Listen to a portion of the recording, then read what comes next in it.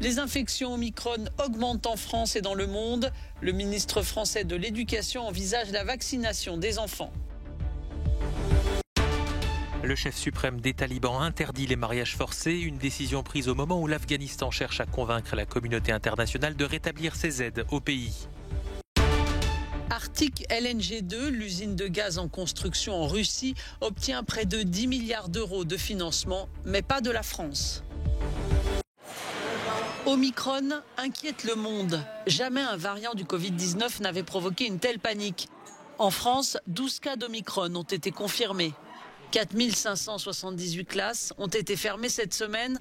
De nombreux enfants sont contaminés. Faudra-t-il les vacciner ?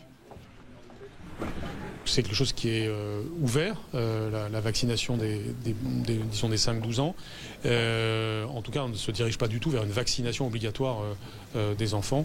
Mais en tout cas, on est évidemment là aussi très attentif à ce que nous disent les autorités de santé sur la possibilité d'un vaccin de cet ordre. À travers l'espace économique européen, Union européenne plus Norvège, Islande et Liechtenstein, 109 cas d'Omicron étaient recensés vendredi à la mi-journée.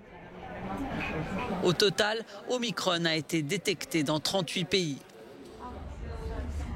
Le Premier ministre britannique Boris Johnson a donné l'exemple. Il a reçu une 3e dose du vaccin Covid-19 dans un hôpital de Londres, alors que le Royaume-Uni accélère sa campagne de rappel. Objectif, vacciner tous les adultes d'ici la fin du mois de janvier. Je pense qu'il va falloir faire avec et se faire vacciner tous les 6 mois. Et je suis très en colère contre les anti-vax, car ce sont eux qui bloquent tout. 42 cas au moins du variant Omicron ont été recensés au Royaume-Uni, où un peu moins de 70% de la population est entièrement vaccinée. En France, Didier Raoult sanctionné par un blâme par l'Ordre des médecins de Nouvelle-Aquitaine. 2 plaintes avaient été déposées fin 2020 par ses pairs qui l'accusent d'entorse au code de déontologie médicale, autrement dit de charlatanisme. En cause principalement sa promotion de l'hydroxychloroquine comme traitement contre le Covid-19, malgré l'absence d'effets prouvés aujourd'hui encore. Cette décision est plus qu'un simple avertissement, mais moins qu'une radiation pour l'ancien directeur de l'IHU de Marseille. Âgé de 69 ans, l'infectiologue marseillais est aujourd'hui acculé de toutes parts et lâché notamment par les politiques qui le soutenaient au début de l'épidémie.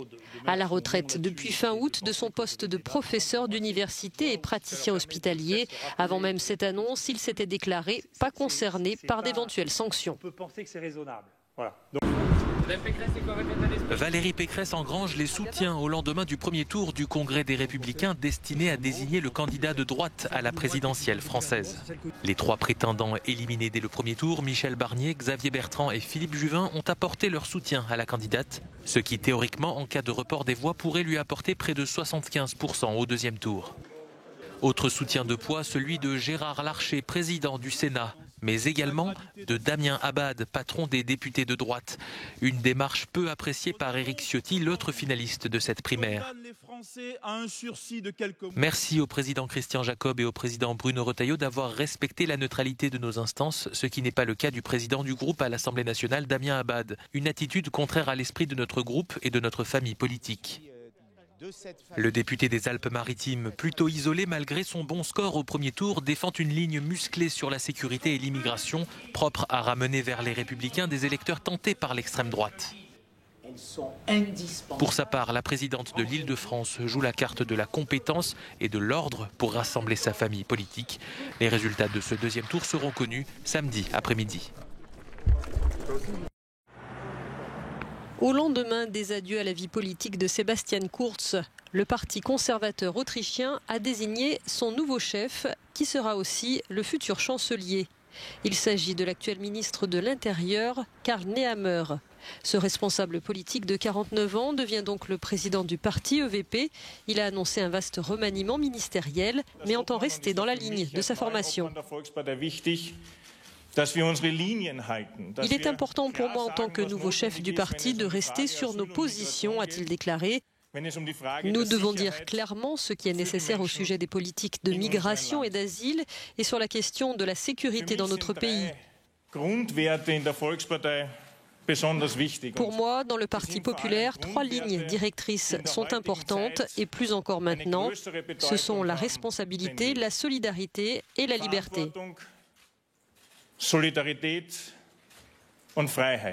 L'ancien ministre des Affaires étrangères, Alexander Schallenberg, avait été désigné pour remplacer Sebastian Kurz à la chancellerie. Il s'était dit prêt à laisser son poste au nouveau chef du Parti conservateur. Sebastian Kurz a quitté le pouvoir début octobre après le lancement d'une enquête pour corruption à son encontre. Jeudi, il a annoncé qu'il quittait aussi la direction de son parti pour entamer un nouveau chapitre de sa vie. Les Émirats arabes unis ont signé vendredi un accord pour acquérir 80 avions de combat Rafale, une commande record pour l'avion de chasse français entré en service en 2004. Avec 12 hélicoptères Caracal, la commande représente un montant de plus de 17 milliards d'euros. Une réussite selon l'Elysée qui doit créer de l'emploi en France et garantir la pérennité de la chaîne de production jusqu'à la fin 2031, d'après le ministère des Armées. Outre la signature de contrats juteux, l'enjeu de la tournée d'Emmanuel Macron dans les pays du Golfe est de traiter les dossiers d'importance régionale, notamment le Liban, dont la vie politique est dominée par le Hezbollah pro-iranien. Englué dans une grave crise sociale et humanitaire, le pays n'a plus de relations diplomatiques avec l'Arabie Saoudite. Début novembre, Riyad a coupé les ponts avec Beyrouth après les critiques d'un ministre libanais sur la guerre au Yémen. Emmanuel Macron souhaite impliquer l'Arabie Saoudite dans la relance du Liban. Il doit rencontrer samedi Mohamed Ben Salman, le très controversé prince héritier saoudien soupçonné du meurtre du journaliste Jamal Khashoggi. Face aux critiques, le président français se défend. Comment voulez-vous que l'on aide le Liban si on ne parle plus à l'Arabie Saoudite, pays le plus important du Golfe? Cela ne veut pas dire que je cautionne, que j'oublie, a ajouté le président français. Le chef suprême des talibans a demandé vendredi au gouvernement de prendre des mesures sérieuses pour faire respecter les droits des femmes en Afghanistan, notamment contre les mariages forcés. Ce décret tombe alors que les talibans tentent de convaincre la communauté internationale de rétablir l'aide financière au pays. Pris par le mollah Hebatullah Harunzadeh, ce texte se concentre sur les mariages et les veuves qui ne doivent pas être remariées de force et qui ont un droit à une part de l'héritage de leur mari.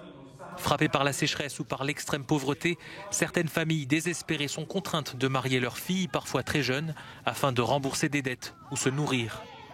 Depuis la prise de pouvoir par les talibans, l'économie afghane, qui dépendait fortement des subventions internationales, s'effondre. Ce décret ne mentionne toutefois pas le droit de travailler ou d'étudier pour les femmes. Lors de la COP26, Paris s'était engagé à ne plus financer les projets d'énergie fossile à l'étranger. Arctic LNG 2, cette gigantesque usine de gaz naturel liquéfié en construction dans l'Arctique russe, n'aura donc pas le soutien financier de la France, malgré la présence du français Total Energy, l'un des partenaires privilégiés du projet, aux côtés du producteur et exportateur de gaz naturel liquéfié russe Novatek. Mais même sans la France, Arctic LNG 2 vient d'obtenir près de 10 milliards d'euros de financement de banques russes et internationales pour produire du gaz naturel dans la péninsule de Guidane. Le schéma de commercialisation et d'expédition du projet Arctic LNG 2 a été approuvé par les actionnaires. 80% de la production sera expédiée vers les marchés asiatiques. Dans le même temps, grâce à la grande flotte de tankers pour transporter le gaz, le projet aura la flexibilité d'expédier vers les marchés asiatiques plus que 80% en fonction des conditions de glace, ainsi que vers l'Europe si nécessaire. La Russie a profité du blocage du canal de Suez en mars dernier et de la fonte des glaces, conséquence du réchauffement climatique, pour promouvoir sa route maritime dans l'Arctique. Elle permet aux navires de réduire de 15 jours le trajet vers les ports asiatiques par rapport au canal de Suez. La ville de Bethléem a ouvert son marché de Noël annuel avec l'espoir de raviver l'économie locale touchée par la pandémie de coronavirus. La ville palestinienne, située en Cisjordanie occupée, accueille généralement de nombreux touristes et pèlerins en décembre dans un certain nombre de lieux saints de la ville, notamment l'église de la Nativité.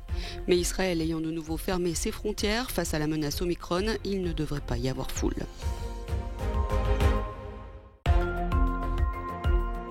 En Australie, le zoo de Taronga à Sydney a annoncé la naissance d'un hippopotame pygmée, aussi appelé hippopotame nain. Le zoo a déclaré que cette petite femelle était née le 22 novembre et que sa mère, Kambiri, se portait à merveille.